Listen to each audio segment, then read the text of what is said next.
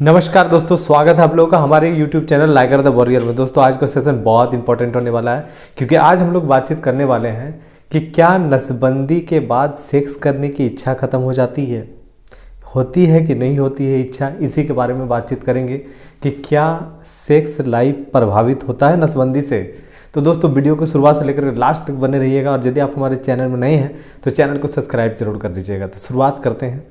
सबसे पहले तो दोस्तों आप लोगों को नसबंदी क्या होता है इसको समझना पड़ेगा। देखिए, नसबंदी जो होता है ना, पुरुष नसबंदी जो होता है, पुरुष नसबंदी, इसको वैसेक्टॉमी कहा जाता है। बड़ा इंपॉर्टेंट है। इसमें वैस नामक नस को काट दिया जाता है, इसीलिए इसको वैसेक्टॉमी बोलते हैं। देखिए, पेनिस और टेस्टिस के बीच में एक नस होता है, पेनिस और टेस्टिस के बीच में, उस नस को वैस बोला जाता है। उस वैस नामक नस को काट दिया जाता है ताकि जो स्पर्म आपका बन रहा है ना वो पेनिस तक पहुँचे ही ना। और जब स्पर्म आपका पेनिस तक नहीं पहुँचेगा तो जाहिर सी बात है कि वेजाइना तक भी नहीं पहुँचेगा। ठीक है, तो नसबंदी होने से क्या हो रहा है, तो एक तो आपको पता चलना चाहिए कि स्पर्म तो आपका बनता रहेगा, स्पर्म जो है वो बनता ही रहेगा, स्पर्म बनना बंद नहीं होगा। और सिर्फ होगा क्या कि सेक्स के दौरान स्पर्म जो है ना वो वैस नामक नस के जरिए वो पेनिस तक जाता है और पेनिस के बाद जो है वो वेजाइना के रास्ते यूट्रस में जाता है। ठीक है, तो यहाँ पे क्या हो रहा है कि जब हम वैस नामक नस को काट दिए तो ऐसे में स्पर्म तो बनना बंद नहीं होता है, स्पर्म बन जाता है। ठीक है, और बनने के बाद जो है ना वो जा नहीं पाता है।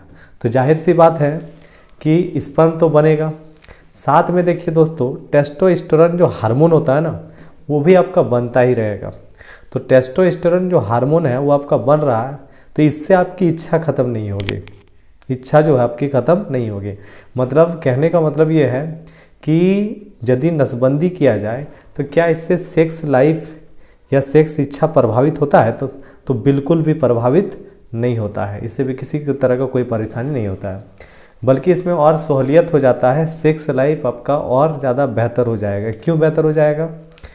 जैसे याद रखिएगा, किसी भी तरह का कंडोम वगैरह का इस्तेमाल नहीं करने से भी चलेगा।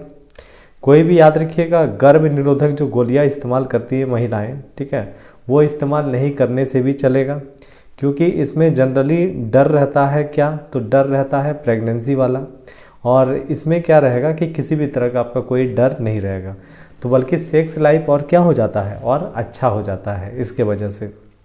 तो ये तो पता चल गया। आप देखिए दोस्तों, ध्यान दीजिएगा, स्पर्म जो बनता है ना, स्पर्म को बनने में समय लग जाता है कितना मिनट, तो 10 से 15 मिनट का बनने में समय लगना चाहिए।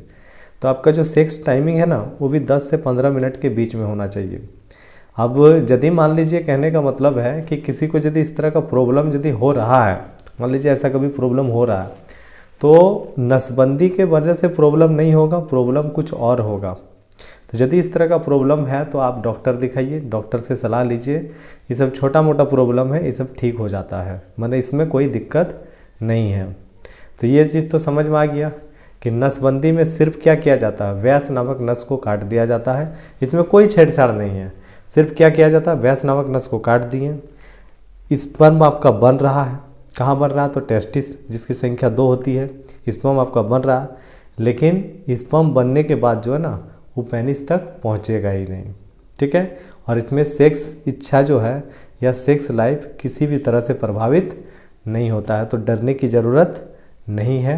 ठीक है, चलिए, तो दोस्तों वीडियो यदि आप लोगों को अच्छा लगा होगा तो वीडियो को लाइक शेयर वगैरह ज़रूर कर दीजिएगा, और यदि चैनल में नए हैं तो चैनल को सब्सक्राइब जरूर कर लीजिएगा। मिलेंगे नेक्स्ट वीडियो में कुछ और टॉपिक के साथ, तब तक के लिए जय हिंद।